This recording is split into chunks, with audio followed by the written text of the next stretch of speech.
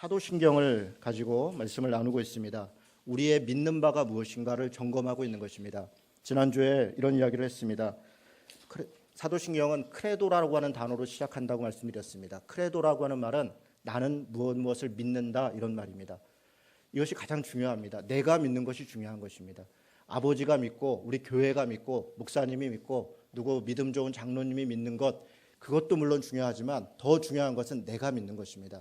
내가 믿는 것, 거기서부터 출발하는 것이 신앙이다, 그렇게 말씀드렸습니다. 내가 믿는다라고 고백하는 것은 사실은 내가 하나님을 믿기로 결정하는 것이 아닙니다. 하나님이 우리를 택하셨고 우리를 사랑하셨고 그래서 우리 가운데 만나주신 것에 대한 반응입니다. 그 반응이 어떻게 나오냐? 내가 믿습니다. 그렇습니다. 하나님의 사랑을 믿습니다. 하나님이 나를 인도하심을 믿습니다. 하나님이 나의 창조자 되심을 믿습니다. 바로 그렇게 고백하는 것, 그것이 우리의 신앙 고백의 시작입니다. 강원영 목사님 말씀을 제가 잠깐 드렸습니다. 내가 믿는 그리스도라고 하는 책을 2005년도에 냈는데요. 강원영 목사님께서 2006년도에 돌아가셨습니다. 돌아가시기 전에 마지막에 쓴 책이 내가 믿는 그리스도, 이런 책이었습니다. 곳곳에 구절구절 정말 하나님에 대한, 예수님에 대한, 성령님에 대한 신앙 고백이 참 절절합니다. 그곳에서 아주 특이한 이야기를 하나 하십니다. 한국 교회가 세 가지로 나누어져 있다는 겁니다. 하나님은 삼위일체 하나님으로 하나님, 예수님, 성령님 한 분 된 하나님이신데 오히려 한국 교회는 삼위된 하나님을 믿는다고 하면서 오히려 세 가지로 나누어져 있다, 그런 이야기를 합니다. 첫째는 이렇게 나누어졌다는 겁니다. 하나님을 믿는 사람들이 있다는 겁니다. 하나님을 믿는다, 뭐 틀린 말 아니죠. 그런데 하나님의 초월하심, 그의 창조하심을 믿다 보니까 마치 하나님은 위에 계신 분, 그러니까 내 삶은 전혀 관계없이 선앙당에 무슨 복을 비는 사람들처럼 그냥 가서 복채내고 복받고 그냥 물 떠다 놓고 빌고, 그리고 내 삶과 내 인격과 내 여러 가지 모습과는 관계없이 그렇게 믿는 사람들이 있다는 겁니다. 하나님 중심적인 교회입니다. 이런 사람들은 자기 자력 구원을 쫓아간다고 합니다.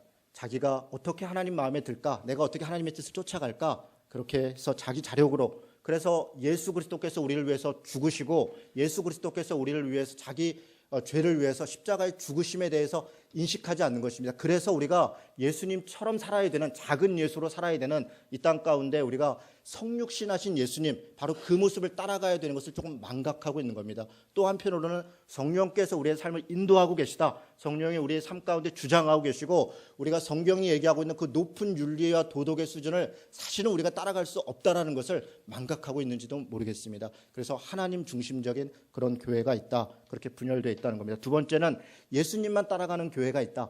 강원영 목사는 자신이 그런 교회의 일원이었고 내가 그것을 강조했다, 이렇게 얘기합니다.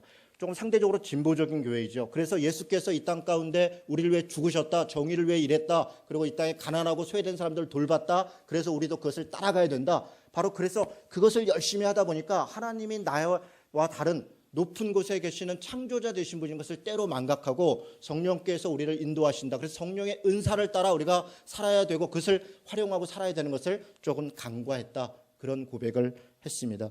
예수님을 따라 사는 것 의미 있습니다. 그러나 그것만으로는 부족하다는 것입니다.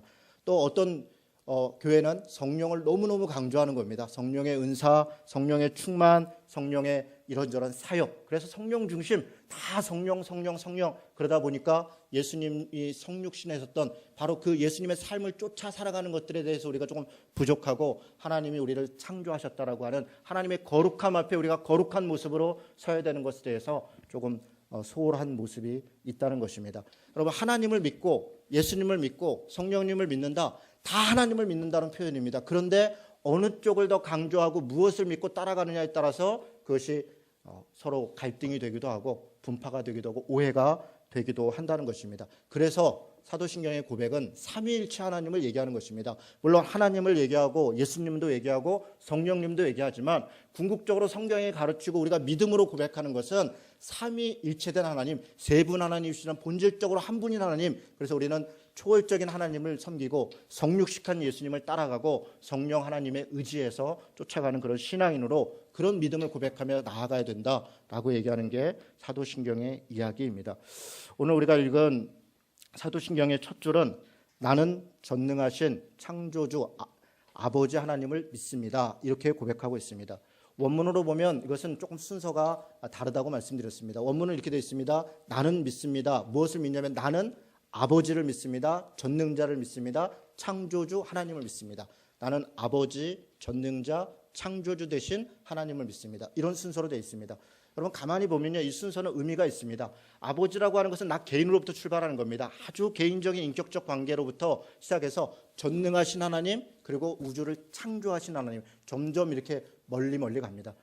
하나님을 믿는다라고 하는 고백은 사실은 나로부터 출발하는 것이고, 그 하나님이 전능자인 것, 하나님이신 것, 창조주인 것 물론 믿습니다. 그러나 그거가 나의 아버지다. 나의 아버지다. 바로 거기서부터 출발하는 것이 믿음의 고백이다. 이렇게 이야기하는 것입니다. 많은 사람들이 전능하신 하나님을 믿습니다. 창조자 하나님을 믿습니다. 그런데 어떤 분들은 내 아버지 되신 것을 잘 믿지 못합니다. 그는 창조주야. 그는 전능하신 분이야.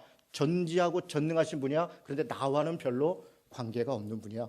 이렇게 인식하는 안타까움이 있습니다. 거꾸로 하나님이 내 아버지야 라고 하는 부분에 대해서는 아주 분명한 확신이 있고 그렇게 고백을 하는데, 그분이 전능하신 분이라는 것을 때로 망각하고, 그분이 창조대 되신 우리와 다른 존재인 바로 그 위대한 세상을 창조하시고 만물의 중심이 되신 분이라는 것을 우리가 때로 망각하는 경우가 있습니다. 그래서 하나님을 고백할 때도 그가 우리의 아버지 되신다, 전능자 되신다, 창조주 되신다, 창조자 되신다 라고 하는 것을 고백해야 된다는 것입니다. 저는 아버지 하나님, 이 말이 사실 좀 낯섭니다. 제가 처음에 고등학교 1학년 때 처음 교회를 갔는데요, 교회를 가니까 제일 많이 하는 게 주여 이렇게, 저희 교회가 여자 목사님이셨는데요, 신현균 목사라고 하는 부흥사, 아주 유명한 부흥사가 계셨어요. 그분 그 하는 민족복음화 대성회의 부회장하는 여자 목사님이셨어요. 그래서 뭐 맨날 이렇게 은사 집회하고 부흥회하고, 제가 몇 번 말씀드렸죠. 제가 그 북치는 소년이었습니다. 부흥회 따라다니면서 이렇게 손에다가 이렇게 테이프 감고, 이게 북치다 보면 이게 떨어집니다. 그래서 이렇게 테이프 감고 이렇게 북치고 그렇게 했었어. 그러다 보니까 막 은사 집회도 많이 하고 주여 뭐 하나님 막 많이 부르는데 아버지 이렇게 부르는 게 저는 이게 너무 낯서는 거예요. 왜 낯설었냐면 제가 우리 가족 관계에서 좀 이게 트라우마가 있습니다. 저희 아버지가 뭐 어렸을 때부터 너무 좀 심하셨어요. 알코올 중독이었죠. 그래서 저희 어머니를 뭐 여차저차, 사실은 제가 마지막에 제가 이혼을 시켰습니다. 참 부끄럽고 민망한 일이지만 저희 형도 목사하고 저도 그때 이제 신학을 했고 신앙생활을 할 때였는데, 형은 뭐 끝까지 반대하고 안 된다. 믿는 사람 가정 안에서는 이혼시켜서는 안 된다. 저는 어머니의 생이 중요하다. 이렇게 더 이상 살도록 끝까지 이렇게 살아서는 안 된다. 어머니가 최선을 다했다. 이제는 어머니도 어머니의 삶을 살아야 된다. 그래서 제가 모시고 가서 법원에서 도장 찍고 이혼을 시켰습니다. 안타깝고 부끄럽고 민망한 일이지만, 그런데 아버지가 이렇게 좀 심하셨어요. 어렸을 때의 기억은 늘 구타하고 집에서 잠을 못 잤습니다. 늘 밖에서 아버지 잘 때까지 기다리다가 살짝 들어가서 그냥 이렇게 나오고, 그러니까 아버지에 대한 마음이 너무 안 좋죠. 이해는 됩니다. 지금 제가 이 나이가 돼서 보니까 제 아이한테 나는 어떤 아버지일까라고 생각해 보니까 아버지도 왜 그랬을까 이해가 됩니다. 사업을 하시다가 망했습니다. 그러다 보니까 이런저런 체면도 있었고 술로 의지하다 보니까 알코올 중독이 됐고, 그러다 보니까 이렇게 실수하게 됐습니다. 술을 안 드셨을 때는 참 좋은 분이세요. 굉장히 이렇게 대화도 자식들하고는 대화는 잘 안 했지만 사람들하고 대화할 때 보면 굉장히 인격적이고 좋은 분이십니다. 그런데 술만 드시면 이제 상황이 다르고, 그 술이 거의 365일 중에 360일 뭐 가까이가 되니까 이제 어려운 것이죠. 지금은 이해가 되지만 그때는 이해할 수가 없었습니다. 제가 고등학교 때 교회에서 주일학교 교사를 했는데 그 전날 아버지랑 거의 몸싸움을 했죠. 사실 이제 제가 좀 컸으니까, 고등학생이 됐으니까 어느 순간 제가 힘이 더 세졌다는 걸 알게 됐고, 어머니랑 누나를 괴롭히려고 그럴 때 제가 붙잡고 그냥 이렇게 힘으로 제압을 했죠. 그리고 나서 다음날 아침에 가서 교회 가서 아이들을 가르치려는데 도저히 못하겠더라고요. 마음에 너무 죄스러움이 있고 죄책감이 강하니까. 그렇습니다. 아버지 이렇게 고백하는 게 저는 안 되는 거예요. 아버지라고 하는 분은 저한테 있어서 사랑의 하나님이 아니고, 저를 이렇게 간격적으로 교제하는 분이 아니고 그냥 이렇게 권위적이고 군림하고 그리고 폭력적인 그런 분이셨습니다. 그러니까 하나님의 아버지다, 이건 저한테는 받아들이기가 어려웠습니다. 차라리 하나님의 어머니다, 그거는 저는 너무 좋은 거죠. 우리 어머니 그래요. 일생을 고생하셨고 자녀들을 위해서 희생하셨고 안 해본 일 없이 정말 손이 그냥 수세미 같이 그렇게 바뀔 정도로 그렇게 일하면서 뭐 그 가진 고생 속에서 포기하지 않고 우리를 키우시고 사랑으로 돌보시고 어머니 하나님 그러면 그래 하나님은 그런 분이셔 라고 인식이 되는데, 그리고 성경의 많은 기록은 그는 자비하시고 인자하시고 노하기를 더디하시고 뭐 사랑이 많으시고 이런 표현들은 꼭 어머니 같은 표현인데, 그런데 그런 표현 이후에 아버지 하나님 이렇게 나오는 거예요. 저는 그게 잘 동의가 안 됐어요. 제가 아버지 이렇게 이야기한 게 신앙생활하고 거의 4, 5년 후였던 것 같아요. 하나님에 대해서 늘 하나님, 주님, 주여를 많이 했죠. 그래서 주여, 주여, 주여. 하나님 그러면 조금 뭐가 좀 썰렁하니까 주여 이렇게 그런 거 많이 했죠. 아버지 이렇게 잘 안 불렀던 것 같아요.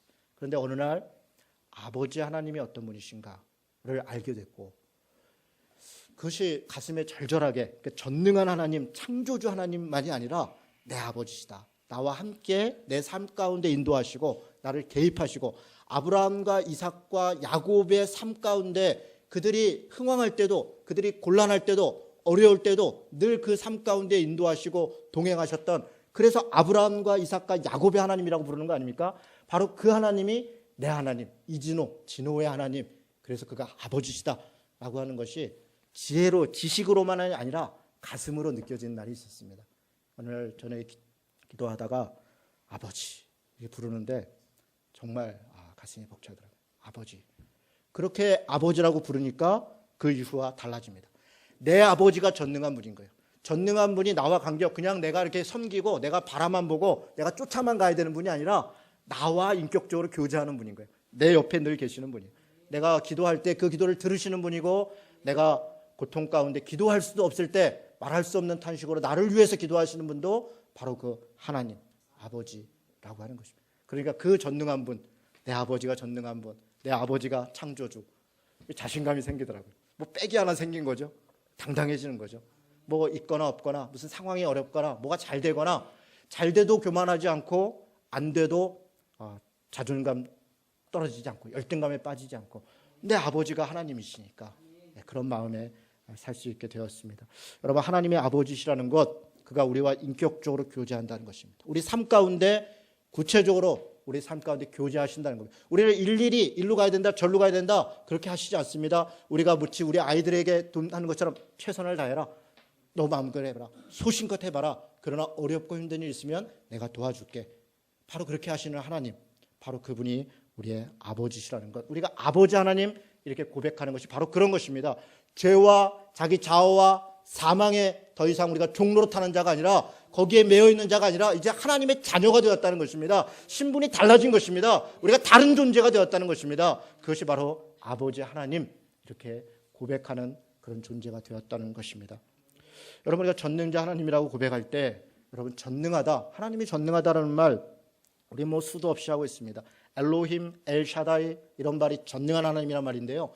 여러분, 아주 특이한 일이 있습니다. 이 엘로힘이라 엘샤다이라는 말은 신약 성경에는 딱 한 군데만 나옵니다. 고린도 후서인가요? 예, 고린도 후서 6장에 나오는데요. 이것도 구약 성경을 인용할 때 한번 사용해요. 고린도 후서 6장 18절에 전부 다 구약 성경에만 나옵니다. 그리고 요한계시록에서만 7번인가 8번 등장합니다. 신약 성경에 한 번도 등장하지 않아요. 그런데 신약 성경은 하나님을 얘기할 때 꼭 아버지를 붙여요. 아버지. 그리고 구약 성경은 전능하신 하나님 이렇게 붙입니다. 왜 그렇습니까?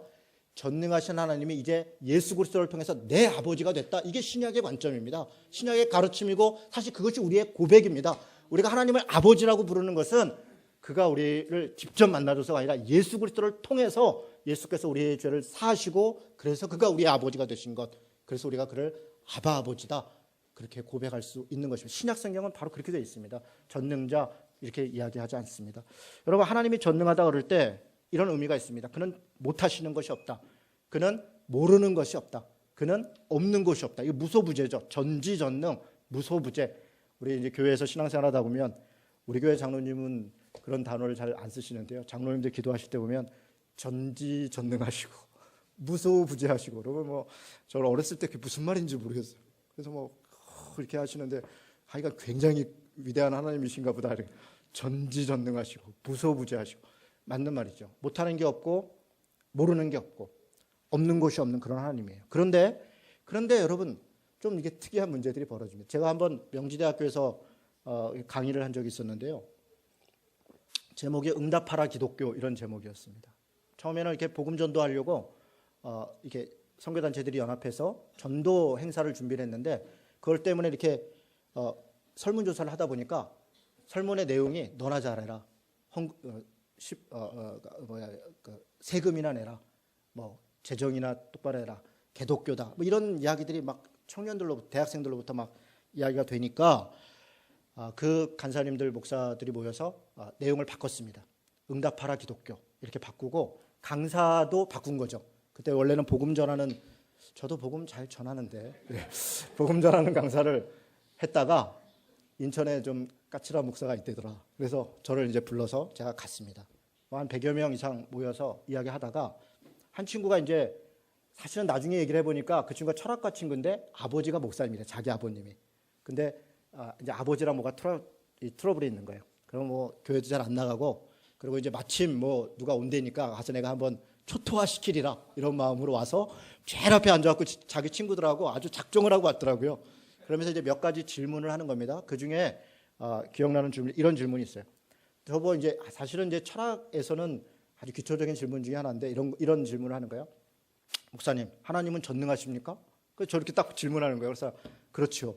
그때 나보고 전능하신 하나님을 믿습니까? 그래요. 그러니까 뭔가 함정을 팔라고 이제 슬금슬금 들어가는 거예요. 그래서 내가 얘기해 보라고 그랬더니 하나님은 전능하신데 그러면 자기가 들 수 없는 돌을 만들 수 있습니까? 이렇게 얘기하는 거예요. 자기가 들 수 없는 돌을 만들 수 있냐? 그러니까 하나님은 전능하십니까? 그렇죠. 전능하신 하나님 믿습니까? 그렇죠. 전능하다는 것은 못하는 게 없다는 거죠? 그렇죠. 그런데 하나님은 자기가 들 수 없는 돌을 만들 수 있습니까? 만약에 제가 만들 수 있습니다. 그러면 전능한 하나님이 어떻게 자기가 들 수 없는 돌이 있냐? 그러면 전능하지 않은 거 아니냐? 만들 수 없다 그러면 아니 그것도 못 만드는 분이 어떻게 전능하냐? 이제 이런 얘기를 하고 싶은 거죠. 사실 자기 딸에는 이제 그러고 나서 함정을 팠다 이러고 이제 막 기쁜 얼굴로 쳐다보고 있는 거예요. 여러분, 근데 그거는 사실은 제가 오늘 길게 말씀 안 드리는 아주 기초적인 질문입니다. 사실은 성립이 안 되는 질문이기도 한데 그것에 대해서 전통적으로 답변하는 방식이 몇 가지가 있습니다. 토마스 아퀴나스라는 분이 이렇게 얘기합니다. 하나님은 본성에 어긋나거나 논리적으로 가능하지 않은 일은 행하지 않는다. 그래서 하나님이다. 다시 말해서 하나님은 논리적으로 가능하고 본성에 따르는 일만 한다. 그게 하나님의 속성이다. 그러니까 아까 이렇게 모순되는 것 하지 않는다, 뭐 이런 것이죠. 근데 반대로요, 오캄이라고 하는 사람은 이렇게 얘기합니다. 무슨 소리냐? 하나님이 하나님이다. 하나님은 본성이니 뭐 질서니 논리니 그거 상관없다. 그걸 초월하는 분이 하나님이다. 하나님이 만들 수 있다 그러면 만드는 거다. 그럼 그게 우리 생각에는 논리적으로 이상한데 그런 거 없다. 그냥 만들면 만든 거다. 하나님이 이렇게 들 수 없는 돌을 만들었다? 만든 거다. 어떻게 하나님이 들 수 없는 게 있어요? 그것도 든다. 그게 무슨 말이 돼요? 하나님이니까 된다. 이런 식인 거예요. 이런 식인 겁니다. 네. 이게 토마스 아퀴나스와 오캄이라는 사람의 차이인데 둘 다 말이 됩니다. 사실 둘 다 말이 돼요. 그걸 누가 정리하냐면 C.S. 루이스라는 사람이 정리합니다. 여러분 C.S. 루이스라고 하는 분의 책, 뭐 순전한 기독교니 뭐 등등은요, 기회가 되시면 꼭 읽어보십시오. 우리 시대의 가장 중요한 이 신학자이고요, 철학자입니다. 미국에서도 철학자로서도 아주 명망이 있는 분이고요. 그분이 신앙을 변증을 많이 잘 해놨어요. 그것도 아주 쉽게. 그래서 고맙죠. 네. 그리고 책도 어지간히 두껍지가 않습니다. 얇아요. 한 300~400페이지 이내에 돼서 아주 감사하죠. C.S. 루이스가 한 것 중에 나니아 연대기, 이것도 C.S. 루이스가 만든 소설입니다. 이분이 이렇게 얘기합니다. 전능성이라는 것은 모든 것 또는 어떤 것, 모든 것을 다 하고 어떤 것이라도 다 한다는 말이 아니다. 예를 들어서 피조물에게 하나님은 자유의지를 주고 동시에 자유의지를 안 줄 수 없다. 이렇게 얘기해요. 그러니까 전능성이라는 게 모든 걸 다 가능하다는 게 아니라 할 수 없는, 전능성에도 제한성이 있다는 거예요. 자, 예를 들어 보겠습니다. 여러분, 물이라는 게 얼마나 좋은 겁니까? 하나님이 우리에게 물을 주셨지 않습니까? 그런데 물에 빠져 죽는 사람이 있는 거예요. 홍수가 나면 이런저런 피해가 생겨요. 하나님은 물을 주시고 그것에 장점이 있지만 그걸로 인해서 오는 피해까지도 막지는 않으신다는 거예요. 그것은 그 물이 가지고 있는 속성이에요. 마찰이라고 하는 게 있습니다. 마찰. 그럼 마찰이 없으면 우리가 자동차도 다닐 수가 없고요. 그렇죠? 마찰이 있으니까 자동차가 다니는 거잖아요. 그런데 마찰 때문에 사고가 나요. 마찰 때문에. 자동차를 만들고 마찰 때문에 가는데 마찰 때문에 이 마찰이 잘못 작용을 해서 사고도 나고 사람도 죽고 이렇습니다. 마찰이라고 하는 건 좋은 것, 물이라고 하는 좋은 것을 만들었지만 그걸로 인해서 피해도 작용한다는 것이에요. 그래서 C.S. 루이스가 하는 말이 있습니다. 자연 법칙을 하나님 거스르지 않는다. 모든 사람에게 비가 내리는데 예수 믿는 사람만 이렇게 비가 안 오거나 그러지 않는다는 거예요. 모든 자연. 여러분 쓰나미가 옵니다. 쓰나미가 오면 우리도 죽는 것입니다. 예수 믿는 사람은 거기서 기도 열심히 하고 영빨 세고 막 그런 분들은 그 막 피해 다니고 막 날아가고 어느 날 이렇게 사라지는 것이 아니라 같이 죽는 것입니다. 자연 법칙은 일어나면 같이 죽는 것이다. 그것이 순리다. 그게 하나님의 뜻이다. 이렇게 설명하는 것입니다. 여러분 갑자기 실망스럽습니까? 야, 예수 잘 믿으면 뭐 열심히 기도하면 자연 법칙을 어긋나서 예수님도 무리를 걸으셨고 죽은 사람도 살리셨고 막 그랬는데 나도 좀 걷고 나는 좀 괜찮고 나는 자연 법칙을 벗어나고 IMF 오면 다른 데는 다 망해도 나는 좀 승승장구하고 나는 이참에 잘 됐다. 예수 믿는 사람만 요때 그냥 다 부자 되고 그러면 참 좋겠는데 그렇지 않다는 것입니다. 그렇지 않다는 것이에요. 그게 하나님이 가지고 있는 전능성의 한계인데 그것이 은혜입니다. 그것이 그 지점에서 우리가 순종이 필요한 것이다. 우리의 순종. 하나님의 전능성이라고 하는 것을 우리가 오해해서 사실은 샤먼적인 그런 하나님을 만들어 놓고 내 욕망과 내 욕심을 다 들어주는 하나님. 사실은 그 욕망과 욕심을 들어주면 나만 죽는 것뿐 아니라 내가 남도 죽이고 있다는 것을 잊어버리고 있을 수 있다는 것입니다. 내 욕망과 욕심이 사실은 나만 죽는 게 아니라 그 욕망과 욕심으로 인해서 다른 사람들까지 죽일 수 있다는 것. 그것조차 나는 알지 못하지만 하나님이 아시고 막으시는 바로 그런 지점에서 하나님의 전능성이 있다는 것입니다. 여러분 고통의 문제를 지난주에도 잠깐 얘기했는데요. 전능하신 분이 왜 전쟁을 이런 악을 우리에게 감당할 수 없는 고통을 저렇게 착한 사람한테 저런 일이 왜 나한테 이런 일이 왜 하필이면 나한테 이런 문제가 우리에게 벌어지는가. 여러분 제가 자연법칙 관련돼서 잠깐 말씀드렸는데요. 여러분 이 암 같은 거라든가 혹은 나병 뭐 이런 것들이요. 사실은 이게 고통이 없습니다. 암이 걸려도 잘 몰라요. 그러다가 그냥 이게 요즘은 이제 의학이 발달되니까 이제 검사를 하니까 나타나잖아요. 어느 정도 지나갈 때까지 고통이 일어날 때까지 이거 잘 모릅니다. 그러다가 어느 순간에 이제 자기가 감당할 수 없는 고통이 오는 것이죠. 고통이 있어야 신호가 된다는 겁니다. 고통이 있어야, 고난이 있어야 신호가 되고 그래서 우리가 조심하게 되고 하나님 앞에서나 사람들 앞에서나 자기 삶의 자세나 자기의 태도나 이런 것들을 조정할 수 있다는 것입니다. 전쟁과 고통, 이 죽음은 전쟁과 폭력은 하나님이 주신 것이 아닙니다. 그것은 인간의 욕심에 의해서 이루어진 것이죠. 그것을 하나님께 우리는 전가하고 있는 것입니다. 사실은 우리의 욕망 때문에 우리의 죄성 때문에 우리가 빼앗고 우리가 죽이고 우리가 다른 사람들을 고통 가운데 만들어 놓고 그리고 반대편의 입장에서는 그것이 하나님께 전가되는 것이죠. 고통의 문제 물론 이론적으로는 이렇게 저렇게 설명할 수 있으나 내가 당하고 내 가족이 당하고 정말 사랑하는 사람이 당하면 안타깝죠. 하나님이 어디 계신가 원망스럽죠. 그 원망의 기도까지도 하나님이 받아주시는 겁니다. 너가 나한테 어떻게 그렇게 말할 수가 있어? 너가 어떻게 그런 기도를 할 수 있어? 라고 이야기하지 않으시고 하나님을 원망하는 그 기도까지도 하나님이 그래 힘들었지 그래 속상하지 이게 아버지십니다. 하나님은 전능자실 뿐 아니라 우리의 아버지신 거예요. 그래서 우리가 다 이해하지 못하고 우리가 칭얼거리듯이 내중심적으로 이야기하는 것. 그래서 우리는 이야기해야 됩니다. 고통이 있고 아픔이 있을 때 다 성인군자가 돼서 그래 하나님이 알아서 해주시겠지 이렇게 사는 것이 아니라 악을 쓰고 소리를 높여서 그렇게 하나님께 구하는 것입니다. 아프다고 말하는 것입니다. 그러면 하나님이 알아주시는 거예요. 위로해 주시는 거예요. 창조주 하나님이십니다.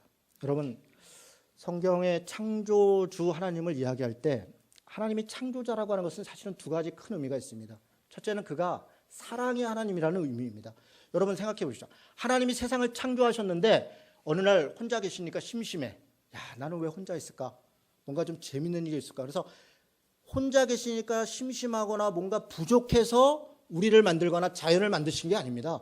하나님은 혼자로도 충분하십니다. 그 자체로도 충분하신데 왜 우리를 만든 겁니까? 우리를 만든 것이 사랑의 행위인 것이 자기의 생명을 우리에게 나누어 주는 것입니다. 우리를 만든 것이 하나님이 우리로 하여금 고통 가운데 아픔 가운데 있게 하려고 만든 것이 아닙니다. 우리에게 복을 주시려고 보시기에 좋았더라. 심히 좋았더라. 그렇게 만드신 것이죠. 그렇게 우리에게 하나님의 은혜를 주시고 생명을 나눠주시고 생명을 주시고 바로 그것이 창조자가 됐다는 것, 그래서 하나님이 사랑의 하나님이다, 그런 것을 의미합니다. 성경 창조를 이야기할 때 많은 사람들이 성경이 과학적이냐 이렇게 의문을 제기합니다. 또 혹은 또 많은 크리스찬 과학자들이 성경이 과학적이라는 것을 증명하기 위해서 많은 노력을 합니다. 물론 의미 있는 여러 가지 것들도 있습니다. 뭐 고고학이라든가 기타 뭐 등등해서 이런저런 걸 발견할 때 성경의 가치가 조금 더 나아 보이도록 하는 혹은 신뢰 가도록 하는 부분의 역할을 하는 것도 사실입니다. 그러나 성경이 과학적이라고 하는 이 의문 자체가 사실은 대단히 불경한 발상입니다. 과학이라고 하는 것이 모든 것의 중심이 됐다라고 하는 그런 사고는 성경적 가치가 아닙니다. 성경이 과학적이냐고 묻는 것이 아니라 과학이 성경적인가라고 하는 묻는 것이 우리가 가지고 있는 가치입니다. 과학도 과학 자체가 옳은가 바른가라고 이야기하는 것, 바로 그 관점이 우리에게 중요하다는 것입니다. 날짜를 따지고 최근에 우리 지금 캐나다에 놀러 가 있나요? 우리 김혜희 집사가 게시판에다 질문을 하나 올려놨어요. 큐티를 하고 있는데 창세기 4장 5장 가니까 뭐 한 사람이 900 몇 년을 살았고 700 몇 년을 살았고 막 이렇게 살았는데 이게 정말 어떻게 된 거냐? 이게 상징적인 거냐? 아니면 신화적인 거냐? 실제 그랬냐? 창조과학을 하는 분들은 이렇게 설명합니다. 지구가 있는데 옛날에는, 그러니까 노아의 홍수 이전에는 이 지구 위에 이만한 물띠가 있었다는 거예요. 물띠. 그래서 태양으로부터 오는 사람을 늙게 하는 자외선인가요? 적외선인가요? 뭐가 사람을 늙게 하죠? 그거를 차단시켰다는 거예요. 물에서. 그래서 900년, 1000년 이렇게 살았다. 그런데 노아의 홍수 때 하늘에서 물이 축 떨어지고, 물론 땅에서도 올라오고, 그래서 이 물이 다 떨어져 갖고 자외선 차단 능력이 떨어져서 그 다음부터는 급속히 노화가 발생했고 노화가 발생했고, 그래서 일찍 죽게 됐다. 이렇게 설명을 합니다. 잘 모르겠습니다. 그때 안 살아봐서 물띠가 있었는지 없었는지 뭐 이런저런 과학적 증거들 됩니다. 그러나 그 나이 때는요, 실제 살았냐 안 살았냐 그건 우리에게 별로 중요하지 않습니다. 그리고 그거 날짜 다 맞춰가지고 무드셀라가 969살에 죽었는데 그때가 노아 홍수 됐더라고 날짜 누구 살았다 다 계산하니까 딱 맞더라. 그것도 전혀 그렇지 않습니다. 거기 나오는 10명의 사람은요, 바로 아들, 그 다음 아들 그런 게 아니에요. 거기 자손 아들이라는 말은 그냥 후손이라는 말이에요. 후손. 그래서 성경에 나와 있는 수많은 족보들은요, 바로 아들이 아니라 막 2세대 건너기도 하고요, 10세대 건너서 누구의 아들, 다윗의 아들 예수 그리스도. 예수님이 다윗의 아들입니까? 그렇게 얘기하면 그런 의미가 아니라는 거예요. 거기 10개 딱 나온 거는 그냥 이렇게 대표 선수 10명, 뭐 나름대로 의미는 있는데 그냥 10명, 굉장히 많은 사람들, 이런 정도입니다. 그래서 그거 날짜 다 맞춰갖고 969년 이렇게 맞추는 거는 꽝입니다. 최근에 한기총에서 2단인 분을 한 분을 풀어서 교단을 받았는데, 박윤식이라고 이런 분을, 평강제일교회, 옛날에 대성교회라고 했습니다. 유명한 사건이에요. 거기에 대해서 탕명환이라고 하는 현대종교 분이 2단 시비했다가 이런저런 해서 사실 피살당했습니다. 그쪽을 많이 의심합니다. 그랬던 아주 곳인데 그걸 풀었어요. 그리고 받았습니다. 그분이 왜 유명하게 됐냐면 대표적인 게 창세기 족보라고 하는 책을 만들었습니다. 아까 얘기했던 그렇게 날짜 다 맞춰가지고 이렇게 969살에 노아 홍수의 진실성 이래가지고 노아의 홍수 때 무드셀라가 딱 죽은 날이다. 969. 야, 역시 성경은 기가 막히게 맞는 거다. 이런 거 처음 주장한 분이 바로 그분입니다. 그런데 그분도 그 자기가 해 아래 새 것이 있습니까? 그분이 한 게 아니라 옛날에 아더 누구라고 제가 성함이 얼핏 생각했는데 그분이 다 그 세대주의적 종말론자인데 그분이 다 해놓은 거예요. 외국에서 옛날 학자가 해놨던 거를 사실은 이렇게 슬쩍슬쩍 이렇게 인용하고 해놓은 겁니다. 전혀 의미가 없는 얘기예요. 그런 식으로 날짜 숫자 따지는 게 무슨 의미가 있습니까? 아무 의미가 없습니다. 그 4장 5장은 인간의 족보, 인간 중심적인 족보, 하나님의 족보의 세력, 뭐 이런저런 이야기들 가지고 있는 것이지 그 숫자 자체는 의미가 없습니다. 제가 이 말씀을 드리는 이유는 성경을 과학적이냐 이렇게 보지 마시고 성경은 성경적이다. 하나님의 뜻이 어디에 있느냐? 우리가 큐티도 하고 이따가도 얘기를 하겠지만 말씀을 읽을 때 이것이 나에게 무슨 의미가 있는가? 우리 시대에 무슨 의미가 있는가? 우리 교회가 순종해야 될 것이 무엇인가? 하나님의 뜻은 어디에 있는가? 그렇게 보려고 가야지 이게 뭐 날짜 맞추고 숫자 맞추고 이래가지고 주님 재림은 언제 오고 무드셀라는 언제 살아? 이것은 사실은 혹할 수는 있으나 아무 의미가 없다. 이렇게 인식해주면 되겠습니다. 여러분, 하나님이 창조의 하나님이라는 것, 그분이 사랑의 하나님이라는 것입니다. 그분이 생명의 근원이라는 것입니다. 그래서 지금도 아버지 되셔서 우리 가운데 사랑으로 함께 하시고 계시고 그의 생명을 우리에게 나누어 주신 것처럼 우리가 모두가 다 그리스도 안에서 하나님 안에서 구원받는다는 건 무엇입니까? 영생을 얻는다는 거죠. 영원한 생명을 다시 얻기를, 에덴 동산 이후로 자기 중심이 돼서 잃어버렸던 생명을 다시 얻기를 바라시고 그것을 위해서 우리 가운데 교제하시는 분, 바로 그분이 하나님이다 라고 하는, 그렇게 고백하는 것입니다. 나는 아버지 되시고 전능자 되시고 천지의 창조자 되신 하나님을 믿습니다. 아멘. 여러분, 이 고백으로 살아가셔야 됩니다.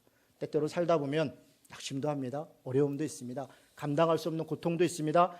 알 수 없는 어떤 지식적인 도전도 있습니다. 그러나 분명한 것은 그분이 내 아버지시다.